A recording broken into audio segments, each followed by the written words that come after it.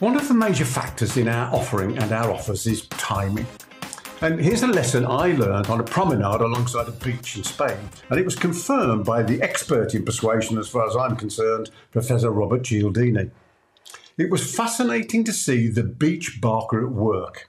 Sharon, my wife, and I were strolling along the seafront at Torrevieja, taking in the views, both those on the right, which was sort of crashing waves and seagulls, and those on the left, which was the, how shall we say, the variety of clothing styles and the numerous cafes and restaurants and shops.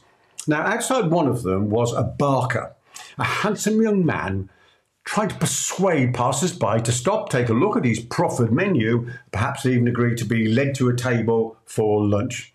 I liked him. And I liked his approach, which was pleasant but not pushy. He was smiling but not sly in any way, and he was inviting but not invasive.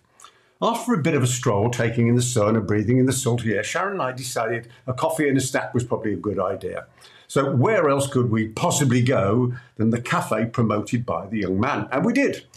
Service was good, coffee was the best of the holiday, and the food was pretty okay. As we were eating and drinking, I noticed the young man's attempts at persuasion.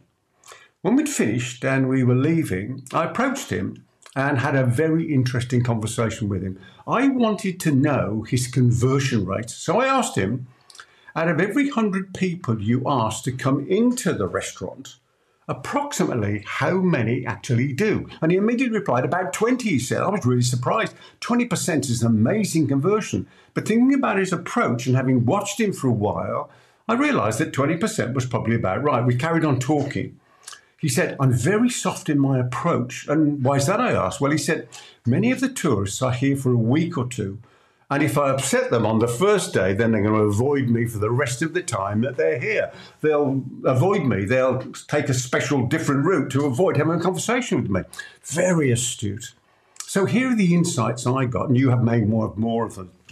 Why didn't the other restaurants employ this self-same strategy? This guy was obviously making a positive difference to both the turnover and the profits of this restaurant. Secondly, why do so many people in business fail to make an effort to attract passing trade? That may be conscious.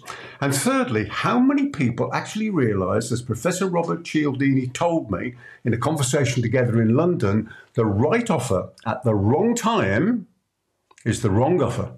And it becomes poison goods. You can't offer it again. You know, I believe any business can use these ideas to increase profits. Could you perhaps? Now, if you've enjoyed this video, there's plenty more of my videos about. And in the meantime, I wish you every success in all your adventures in life. From me, Peter Thomson, until the next time, goodbye for now.